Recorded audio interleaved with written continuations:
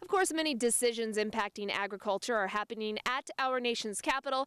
NTV's Steve White catches up with Congressman Adrian Smith. Well, Congressman, you must be excited. The 3rd District of Nebraska recently being ranked #1 in terms of agriculture. That's a proud moment, right? Absolutely. It's exciting. You know, we've always been right up there at the top, so to see it official is great. Of course, last year when we learned that we have more cattle in Nebraska than in Texas, those Texans don't really like that, but we don't try to remind them too often. We've got a lot of trade issues. Certainly, we know that there's value in exporting our products, but I understand we've had some issues at the ports recently. Yes, that slowing of the goods coming in or going out, that hurts American consumers, that hurts American producers, and I hope that they could get this dispute ironed out. You know, especially for agriculture and say pork and beef, it can't just sit there forever, and so it can be very damaging with the impasse that is currently in place. Speaking of trade, there are a number of international trade agreements that have been on the table for some time. Where do we stand with some of those?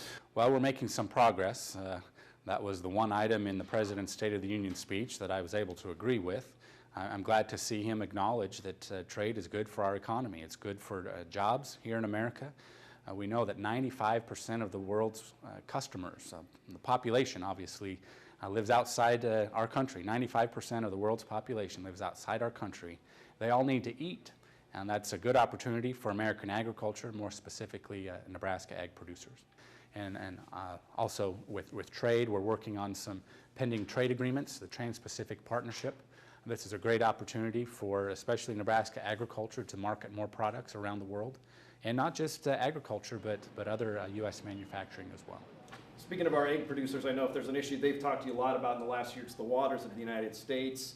It seems like that maybe started to stall out a little bit. Do you think that maybe is going to go away? Well, with the vote we took in December, we defunded the EPA's efforts at this power grab, waters of the U.S.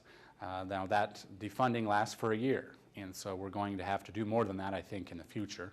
Even though it was never the intent of Congress for the EPA to have that kind of power, the EPA has seen a loophole that they want to build their power through, and that's not good for America, not to mention the opportunities across America that relate to water, or even just allowing local officials to do what they know is best for their community.